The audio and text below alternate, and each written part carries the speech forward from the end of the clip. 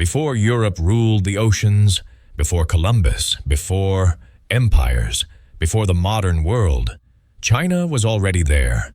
Its ships crossed the Indian Ocean, its flags reached Africa, its power touched the edges of Europe. Then, without defeat, without invasion, China turned back, and in that single moment, the future of the world was rewritten. This is the story of the day. China almost became a global empire. Chapter 1. The world before the West, long before Europe ruled the oceans, before flags were planted in foreign soil, before the idea of the West even existed. The center of the world was somewhere else. It was in the East, and at its heart stood China. In the early 1400s, the global balance of power looked nothing like the map we know today. Europe was fragmented, small kingdoms locked in endless wars, recovering from plagues, struggling with poverty and political chaos. Most Europeans had never traveled beyond their own regions. The oceans were feared, not mastered. China, on the other hand, was already living in a different future. Under the Ming Dynasty, China was the most advanced civilization on Earth. Its population alone dwarfed that of all European kingdoms combined. Its economy was vast, complex, and monetized, using paper currency centuries before Europe would even consider it. Chinese cities like Nanjing and Beijing were larger, cleaner, and more organized than London, Paris, or Rome. They had paved roads, public granaries, sophisticated taxation systems, and a centralized bureaucracy that governed millions with precision. This was not a developing power. This was a mature superstate. Technologically, China was centuries ahead. The compass, gunpowder, advanced metallurgy, deep-sea shipbuilding, none of these were European inventions. China had already mastered them. Chinese engineers built massive ships with watertight compartments, advanced rudders, and multi-mast designs that could survive open oceans. While European sailors hugged coastlines in small wooden vessels, Chinese fleets were capable of crossing entire seas. And most importantly, China had no existential fear of the outside world. Unlike Europe, which was desperate for new trade routes after the fall of Constantinople, China already controlled the richest trade networks on Earth. The Silk Road connected it to Central Asia and the Middle East. Maritime routes linked it to Southeast Asia, India, and Africa. Gold, spices, ivory, textiles, these flowed toward China, not away from it. Foreign traders came to Chinese ports on Chinese terms. They paid tribute. They accepted Chinese superiority. This was the tributary system, a global order where China did not conquer lands, but commanded respect. In this world, China did not see itself as one power among many. It saw itself as the Middle Kingdom, the natural center of civilization, surrounded by lesser states. And yet, something remarkable was happening. China did not stop at land. For the first time in history, a civilization with the resources, technology, and confidence to dominate the oceans was preparing to move outward, not out of desperation, but out of choice. This is the most misunderstood part of the story. China did not sail because it was weak. China sailed because it was strong. There was no scramble for survival, no race against rivals. What emerged in the early 15th century was not exploration in the European sense. It was a projection of power, a statement. The world before the West was not empty. It was already ordered. And China stood at the top of that order. The question was never whether China could become a global empire. The real question was whether it wanted to. That answer would be decided not on the oceans, but inside the walls of the Forbidden City. Chapter 2. the fleet the world had never seen. In 1405, the Ming Dynasty unleashed a force unlike anything the world had ever witnessed. Not an army of conquest, but a fleet of ambition, diplomacy, and power. At its helm was a man history rarely elevates to the same status as Columbus or Magellan, Zheng He. Zheng He was no ordinary admiral, a Muslim eunuch raised in the imperial court. He had earned the trust of the emperor and the skill to command tens of thousands of men. His mission was clear: to project China's influence across the seas, to show the world that the Middle Kingdom's reach could extend far beyond its borders. The fleet itself was staggering. Estimates vary, but some ships were over 400 feet long, longer than a modern football field. They carried hundreds of sailors, soldiers, diplomats, interpreters, doctors, and artisans. Every vessel was a floating city, equipped for months of travel, trade, and negotiation. Some ships had multiple decks, watertight compartments, and massive rudders that allowed them to sail through storms that would have destroyed any European vessel of the time. And yet, size was only part of the story. The fleet was organized with precision, divided into squadrons, each with specific roles. One squadron carried gifts for foreign rulers: silk, porcelain, gold, and exotic animals. Another carried soldiers to provide protection. Another carried scholars and envoys to establish diplomatic relations. Every detail was calculated, every movement choreographed like a ballet across the waves. The treasure fleet was a statement. It said, "We are here. We are powerful. We do not conquer through violence, but through presence, influence, and respect." From the ports of Southeast Asia to the shores of India, China's ships arrived not as invaders, but as emissaries of the emperor. Kings and sultans received envoys with curiosity, awe, and sometimes fear. Tributes were exchanged, trade agreements were established, cities became part of a network of influence that spanned thousands of miles. Zheng He's fleet did not stop at mere trade. It collected intelligence, mapped coastlines, and demonstrated China's ability to operate across the oceans. The Armada's navigators charted previously unknown routes, recorded winds and currents, and left behind a legacy of maritime knowledge that Europe would only rediscover a century later. Consider this. While Europe's great navies would not sail beyond the Mediterranean for decades, China's ships were already rounding the Cape of Good Hope, reaching the eastern coasts of Africa, and returning home laden with treasures, exotic animals, and envoys who would spread tales of a civilization unlike any other. But perhaps the most astonishing thing was the fleet's discipline and purpose. There were no mutinies, no losses due to poor planning, no panic in the face of storms. Every voyage returned to China intact, carrying proof of China's global potential. And yet, despite this unmatched power, history would never see the Ming Dynasty become a permanent global empire. The fleet's size, sophistication, and ambition were unmatched, and it could have rewritten the world map. But history has a strange way of testing ambition. For Zheng He and his fleet, the oceans were just the beginning. The real challenge lay not on the waves, but within the walls of the forbidden city itself, where politics, ideology, and fear would decide the fate of the greatest fleet the world had ever seen. For a brief, shining moment, China ruled the seas without contest.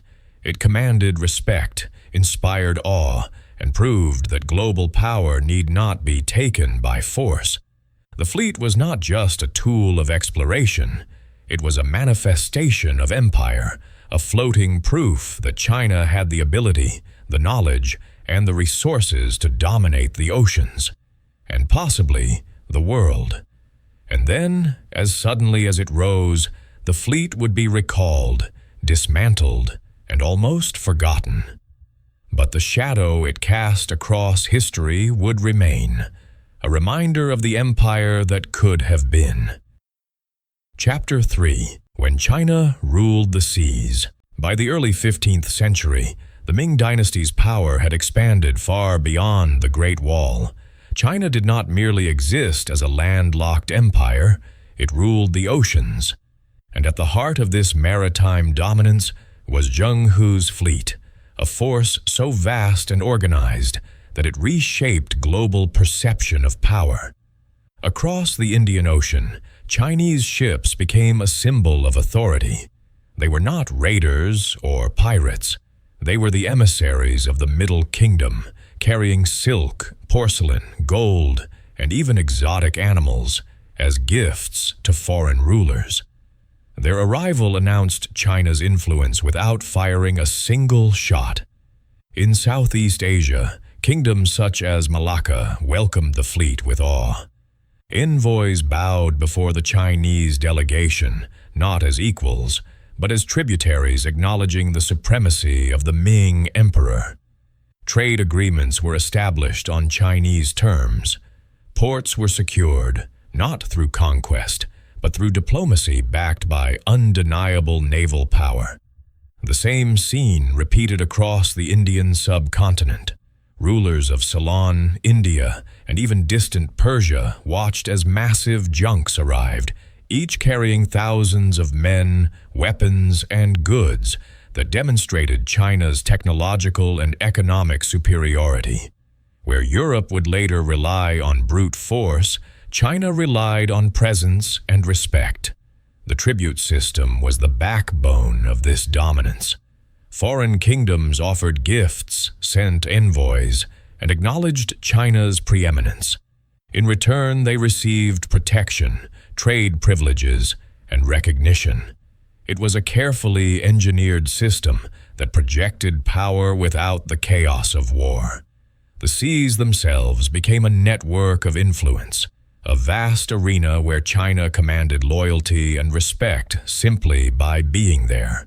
Across the waters of East Africa, stories began to circulate of Chinese ships appearing on the horizon. Exotic gifts, skilled navigators, and disciplined sailors left a lasting impression. Even in distant lands, rulers understood the might of a civilization that could cross oceans with precision, discipline, and purpose.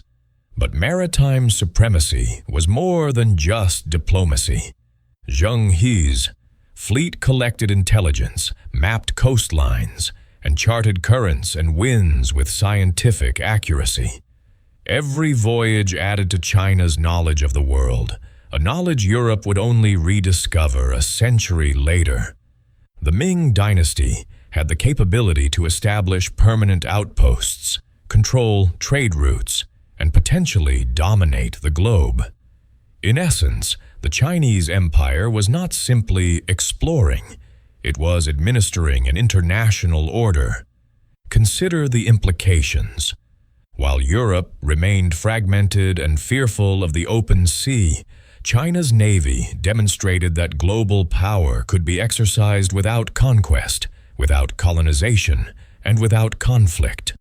It was an empire built not on domination, but on authority, diplomacy, and knowledge.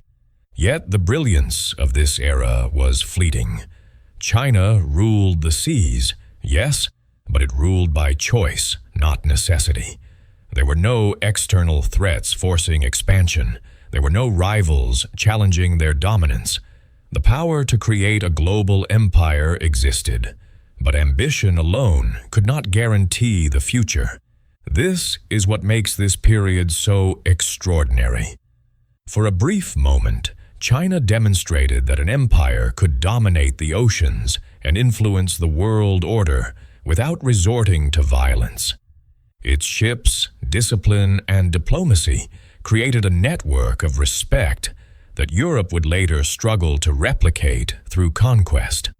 And yet, history would soon take a sharp turn. Within the walls of the Forbidden City, decisions were being made that would end this era of maritime supremacy. The fleets would be dismantled. Expeditions would cease. Knowledge would be buried. For now, however, the world witnessed a China that ruled the seas, a civilization whose influence stretched from the shores of Southeast Asia to the coasts of Africa, and whose power, for a fleeting moment, could have rewritten history itself. Chapter 4. The Decision Inside the Forbidden City. For decades, China had ruled the seas. Zheng He's fleet had crossed the Indian Ocean, reached the shores of Africa, and returned laden with treasures, envoys, and knowledge. The world had witnessed the might, the discipline, and the vision of a civilization that could have shaped global history. Yet, despite this unmatched power, the Ming Dynasty made a choice, a decision that would alter the course of the world forever. Inside the Forbidden City, the heart of imperial China, a debate raged. On one side were the expansionists, including Zheng He and his supporters, who argued that the fleet should continue to explore, establish permanent ports, and extend China's influence across continents. They saw a world of opportunity, a chance to project the Middle Kingdom's power globally without war, simply through presence and diplomacy. On the other side were the conservatives. Led by Confucian scholars and court officials, they feared that maritime ventures were wasteful distractions.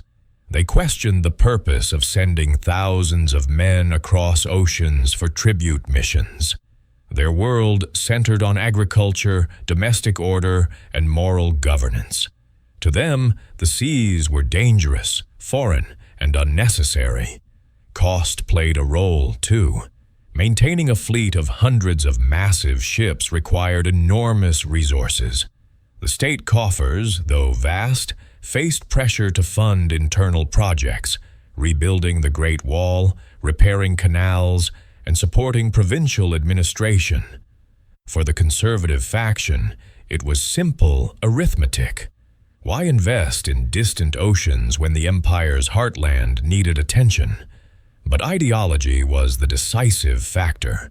The Confucian worldview prioritized stability, hierarchy, and self-sufficiency.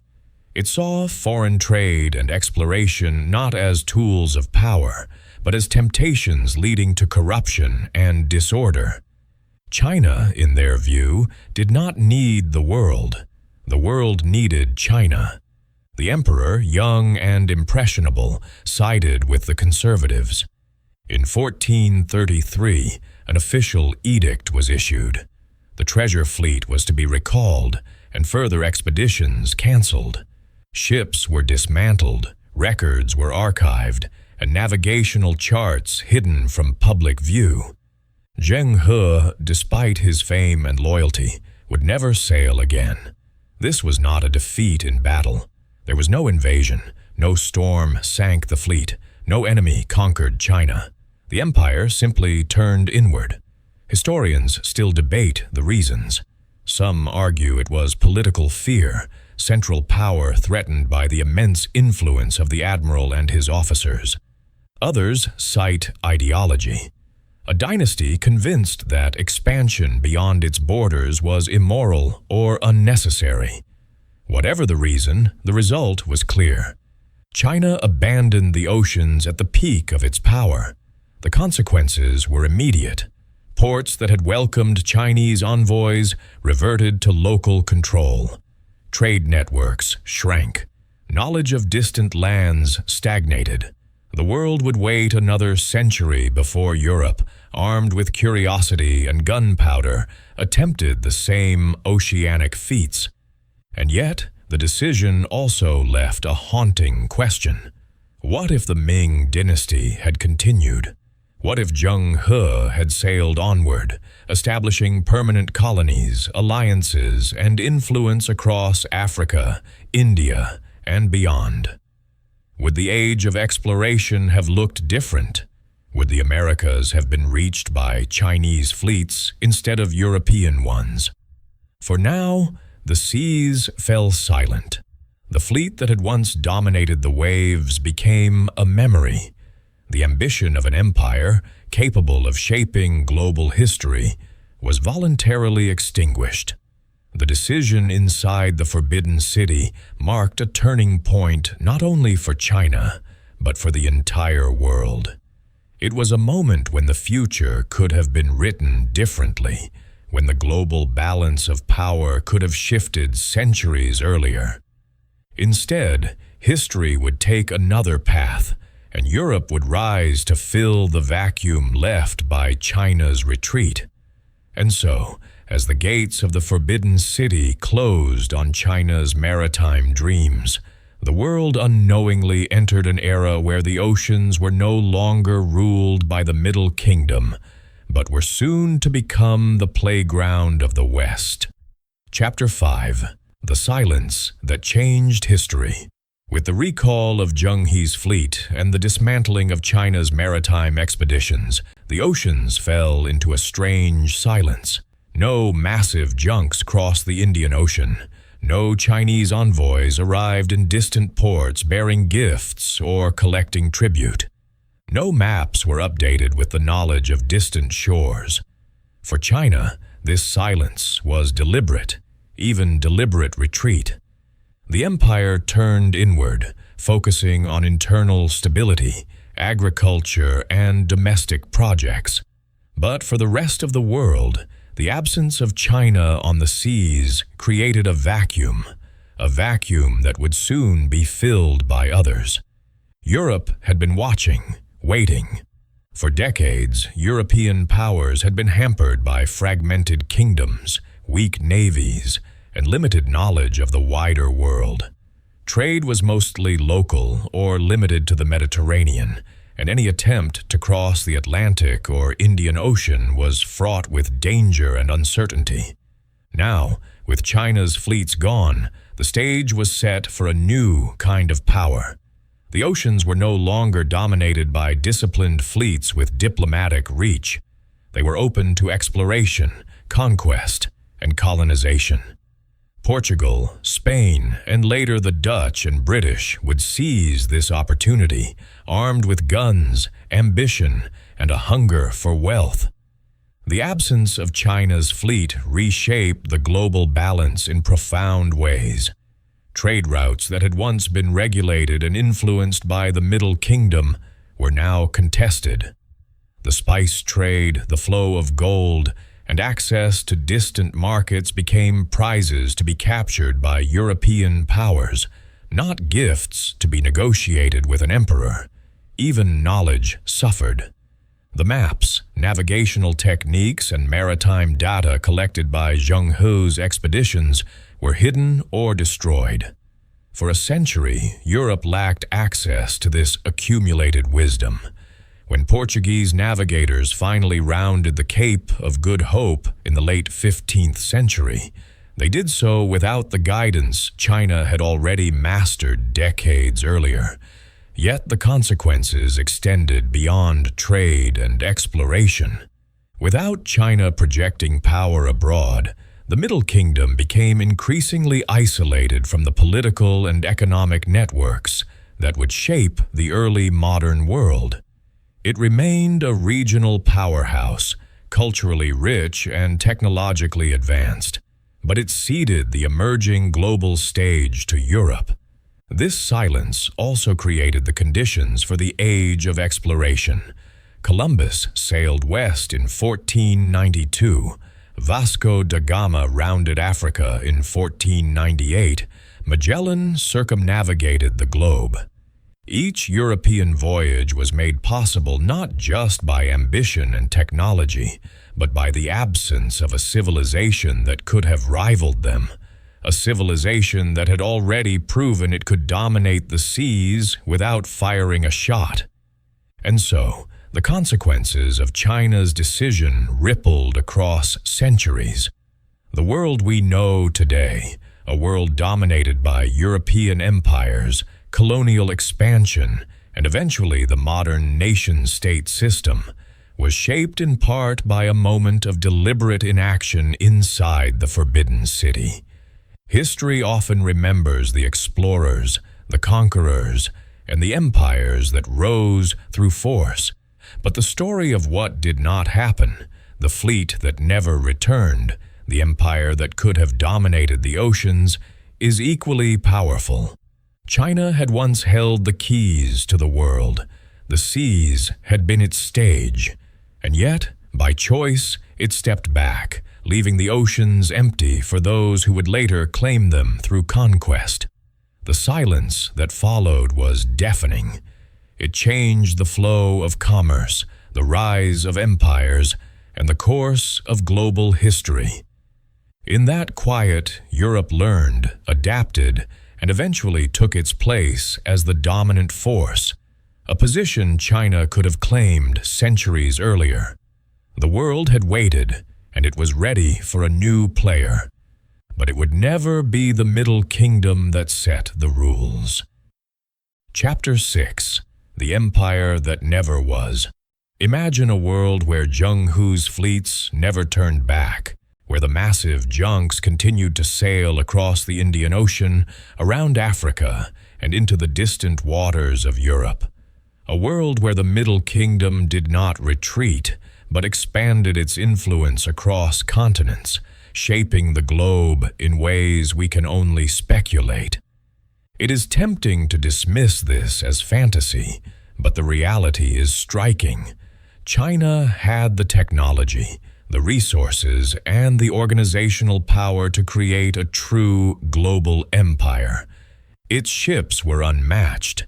Its navigators had already charted thousands of miles of ocean. Its economy could sustain long-term overseas presence, and its diplomacy had already established networks of tribute and trade across Asia and Africa. In this alternate history, the Americas might have been encountered first by Chinese explorers. The riches of gold and silver could have flowed east into the coffers of the Ming Dynasty. Africa's east coast may have become a network of Chinese-influenced ports rather than European colonies. Europe's scramble for power may have been delayed or even prevented by a civilization that had already mastered global influence without war. Think of the ripple effects. Languages, cultures, and trade routes could have evolved under Chinese guidance. The Industrial Revolution might have had a different birthplace. The balance of power that shaped modern geopolitics, the dominance of the West, the rise of colonial empires, and the shaping of borders could have looked completely different. Yet none of this happened. A single decision within the walls of the Forbidden City changed everything.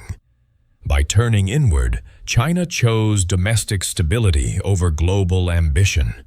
The fleets were dismantled, knowledge was hidden, maritime ambition was stifled, and the world moved forward without the Middle Kingdom at the helm.